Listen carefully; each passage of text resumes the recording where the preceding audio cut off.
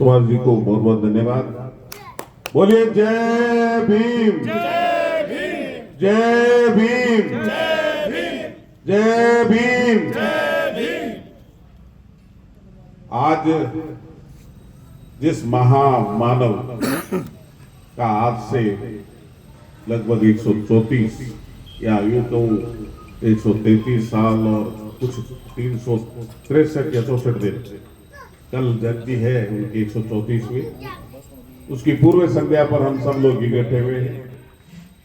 मंच पर विराजमान सुभाष जी, मांगीलाल जी, महेंद्र जी, टाइगर साहब, विनोद जी, सभी अतिथि जितने बैठे हैं सामने, सबको जय भीम। और बाबा रामदेव जी के इस प्रांगण में हम लोग इकट्ठे हुए हैं, तो मैं बाबा रामदेव जी को का भी मैं बहुत भक्त हूँ, बड़ा उनको सबसे पहले प्रणाम। जयंती है 134 साल पहले एक महामानव, एक गरीब घर में पैदा हुआ बच्चा, जन्म धरती पर जन्म लिया। उनके माँ बाप ने ये नहीं सोचा था कि हम उनको इतने सालों के बाद में भी याद रखेंगे। आए, संघर्ष किया, पहले तो पढ़ाई में संघर्ष किया, बहुत सारी परिस्थितियां ऐसी बनी कि उनको पढ़ने का भी अधिकार पूरी तरह से नहीं मिला। हम लोग किताबों में पढ़ते हैं कि उनको स्कूल में भी नहीं बैठने दिया जा रहा था, पानी की मटकी उनको छूने नहीं दी जाती थी, लेकिन उन्होंने हिम्मत नहीं हारी। यहां हम महापुरुष बाबा साहब के बारे में जब जीवनी पढ़ते हैं और हम पहली शिक्षा ये लेनी है कि जीवन में कितनी ही कठिनाई क्यों नहीं आए, जीवन कितना ही कष्टदायी क्यों नहीं हो, संघर्ष करना हमें नहीं छोड़ना है साथियों।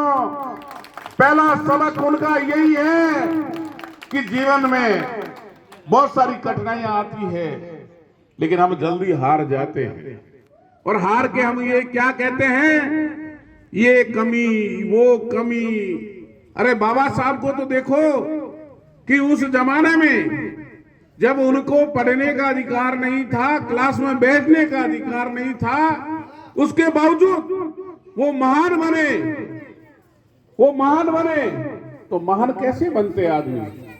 जब हम संघर्ष करेंगे तो हमको संघर्ष भी करना है। ये नहीं टालना है कि बच्चा स्कूल क्यों नहीं जा रहा है, कि साहब फीस नहीं है या कुछ और परिस्थितियां हैं। नहीं, हमें संघर्ष कराना है उसको, क्योंकि हमारा जीवन ही संघर्ष है।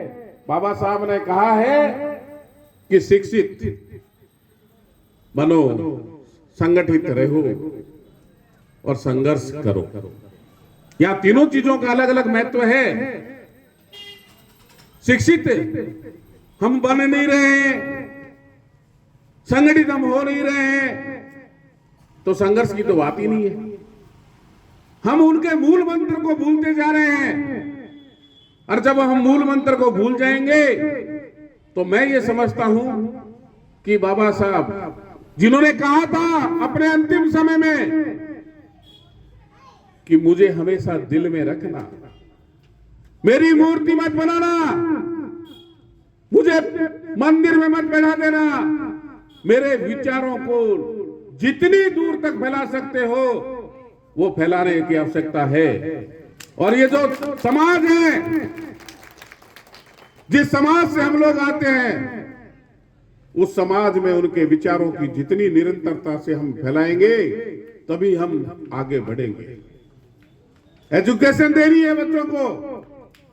और आजकल मैं देख रहा हूं कि एजुकेशन में हम थोड़े कमजोर होते जा रहे हैं। हम पढ़ाई किस तरह की कर रहे हैं ये हमें नहीं पता, पढ़ाई किस तरह की कर रहे हैं हमें नहीं पता। हम बच्चे को कह रहे हैं 10वीं कर ले, 12वीं कर ले, बीए कर ले, एमए कर ले, एलएलबी कर ले। अरे भाई कहीं तो रुकना है। डबल ए में करा दो, ट्रिपल ए में करा दो। एक समय जब बच्चा अपने को लगे कि पढ़ने में हमने बहुत प्रयास कर लिए, देखो सारे लोग नौकरी नहीं करेंगे, ये ध्यान रखना अपने को। सारे लोग नौकरी नहीं करेंगे, नौकरी तो लिमिटेड ही है ना। 100 वैकेंसी आती है, 16% रिजर्वेशन है, तो 16 लोग ही तो लगेंगे, 17 भी नहीं लगेंगे, 18 भी नहीं लगेंगे। तो हमें और रास्ते भी ढूंढने हैं और कार्य भी करने हैं। टेक्निकल साइड में जाना है, बच्चों को रास्ते दिखाने हैं, ITI करानी है हमको, और बहुत सारे ऐसे काम हैं, चाहे कारपेंटरी का हो, चाहे लोहारी का हो, चाहे सुनारी का हो, चाहे हेयर सैलून का हो, चाहे अपने को टेक्निकल बनाने हो बच्चों को, हर क्षेत्र में हमें बच्चे भेजने होंगे। ये जब पेट की आग जिस दिन बुझेगी ना, तो ये दिमाग सोचेगा। अगर ये पेट खाली रहेगा तो दिमाग काम नहीं करेगा, और जब दिमाग नहीं काम करेगा तो हम ना तो समाज के प्रति सोच पाएंगे, ना प्रदेश के प्रति सोच पाएंगे, और ना ही हम राष्ट्र के प्रति सोच पाएंगे। बाबा साहब के लिखे हुए संविधान के साथ साथ ऐसी बहुत सारी चीजें हैं जो हमें बिना पढ़े हम नहीं पर समझ पा रहे हैं। ये जो नोट जो चलता है, जो भारतीय मुद्रा है, ये RBI का गठन आप लोगों को शायद पता है या नहीं है। बाबा साहब की ये किताब थी प्रॉब्लम ऑफ रुपीज, उसके कारण RBI का 1925 में गठन हुआ। साथियों, ये जो करेंसी है, हमें सोचना है, हमें पढ़ना है। हम जितना ज्यादा पढ़ेंगे उतने ही ज्यादा हमारा बुद्धि का विकास होता जाएगा। ये जितने बड़े बड़े बांध बने हुए, ये कोई नहीं सोच रहा है। हम ठीक है, धाराएं हैं, संविधान है, सारी चीजें हैं जिससे देश चल रहा है। भिन्न भिन्न जातियां, भिन्न भिन्न बोलियां, भिन्न भिन्न कुछ होते हुए भी, धर्म होते हुए भी, फिर भी ये देश एक है। जब भारत को आजादी जब मिल रही थी ना, तो कुछ लोगों ने कहा कि भारत के टुकड़े हो जाएंगे। क्यों? कि भारत में भिन्न भिन्न जातियां हैं, भिन्न भिन्न धर्म हैं, भिन्न भिन्न बोलियां हैं, भिन्न भिन्न पहनावा है। इस कारण से पहले तो हिंदू मुसलमान कराया, जो भारत और पाकिस्तान का बंटवारा कराया। बाबा साहब इसके खिलाफ थे, लेकिन उस समय की परिस्थितियां, अंग्रेजों की नीतियों के कारण पाकिस्तान बना। और उस समय एक पढ़ा लिखा विद्वान हमको छोड़ के पाकिस्तान चले गए थे, और वो वहां जाके गुमनामी की जिंदगी में जिए। याद होगा आप लोगों को नाम, तो वो वहां भी कानून मंत्री बने थे पाकिस्तान के। जोगेश्वर नाथ मंडल पाकिस्तान के प्रथम कानून मंत्री, वो भी दलित थे। यहां का प्रथम कानून मंत्री डॉक्टर BR अम्बेडकर, वो भी दलित थे। लेकिन हम याद किसको कर रहे हैं? डॉक्टर BR अम्बेडकर साहब को, जिन्होंने स्वामी भक्ति, देशभक्ति और राष्ट्र प्रेम के कारण भारत का जो संविधान लिखा है, जिसके कारण भारत आज अखंड है, एक है, भिन्न भिन्न बोलियां।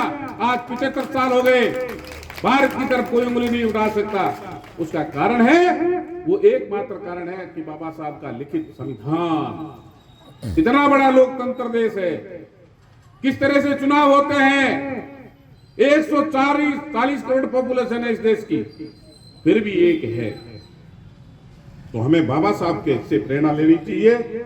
बाबा साहब ने हमें जो रास्ते दिखाए हैं शिक्षा का, उसके माध्यम से हमें आगे बढ़ना है। जब हम शिक्षित हो जाएंगे तो हम संगठित भी हो जाएंगे, और संगठित हो जाएंगे तो शायद हमको संघर्ष की आवश्यकता ही नहीं पड़ेगी, क्योंकि हम जब शिक्षित हो जाएंगे तो हमें अपने अधिकारों का पता लग जाएगा। हमें क्या राइट है, हमारी क्या ड्यूटी है। जब हमें सभी चीजों का पता लग जाएगा तो हम आगे बढ़ जाएंगे। और जो बाबा साहब ने एक शब्द और कहा, जो पढ़ेगा लिखेगा वही देश में राज करेगा, वही देश में भागीदारी करेगा। आईएएस बनो, आरएस बनो, इंजीनियर बनो, डॉक्टर बनोगे, तभी तो भागीदारी बनेगी अपने देश में, नहीं तो हम पिछड़े रह जाएंगे। बाबा साहब ने तो समानता का अधिकार हमको दिलाया था कि हम कब हों, हम बराबरी पे कब आए, लेकिन हमें समझना है कि हमारे बच्चों को हमें शिक्षित करना है, और हमारे बच्चों को हम जितने ज्यादा शिक्षित करेंगे उतने ही वो आगे बढ़ेंगे। और शिक्षा आज की दिलानी है, ये नहीं है कि हमने स्कूल भेज के तीसरी कर लिया। हमें स्कूल भेज के तीसरी नहीं करना है बच्चों के लिए। बच्चों के बारे में हमें जानकारी भी लेना है कि बच्चा पढ़ रहा है या नहीं पढ़ रहा है, बच्चा स्कूल जा रहा है या नहीं जा रहा है, किसी सब्जेक्ट में कमजोर तो नहीं है। ये सब चीजें हमें करनी है, ये हमारी ड्यूटी है, हमारा दायित्व है, तभी हम बाबा साहब की इस जयंती को साकार कर पाएंगे। साथियों, मैं इतना ही कहना चाहता हूं कि शिक्षित बनना है और देश में अपनी भागीदारी तय करनी है। जय भीम, जय भारत।